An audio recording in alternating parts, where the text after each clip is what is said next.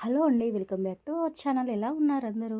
మనకు పండగొచ్చినా, పబ్బమొచ్చినా, ఏ చిన్నగా కార్యమొచ్చినా గూడా బబ్బరి గారెలు మాత్రం ప్రతి ఒక్కరి ఇంట్లో చేస్తూనే ఉంటారు కదండీ. చాలా ఈజీగా అంటే అప్పటికప్పుడు మనకు తినాలనిపించినా కూడా ఇలా ఈజీగా చేసుకోండి.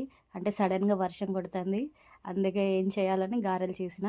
అంటే ఒక 1 అవర్ నుంచి వర్షం కొడుతుంది కాబట్టి ఇక ఏదో ఒకటి చేసేద్దామని ఇవి చేస్తున్నా. ముందుగా టైం ఉంటే 1 అవర్ లేదా హాఫ్ అన్ అవర్ పాటు నానపెట్టుకోండి.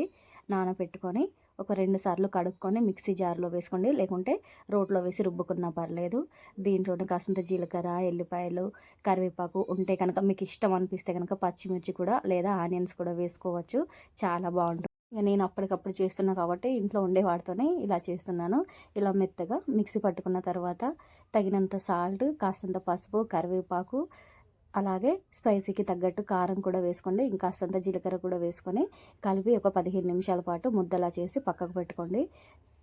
అంతలోపు స్టవ్ వెలిగించి అంటే డీప్ ఫ్రైకి సరిపడా ఆయిల్ పోసుకొని ఆయిల్ అనేది మరీ హెవీగా అంటే బాగా వేడయ్యేదాకా ఉంచుకోకుండా అంటే మీడియంలో వేడైన తర్వాతనే గారెలు వేసుకోండి. మరీ ఎక్కువ ఆయిల్ కనుక ఎక్కువ వేడై ఉంటే మనం వేస్తూనే అంటే పైన మాత్రం కాలిపోద్ది, లోపల మాత్రం పచ్చిగా అలాగనే పిండి పిండిగా ఉంటుంది. చూసారు కదండి. ఇలా మొత్తం కలుపుకున్న తర్వాత ఒక 15 నిమిషాల తర్వాత ఇలా చిన్న చిన్న ముద్దల్లా చేసి వేసుకోండి.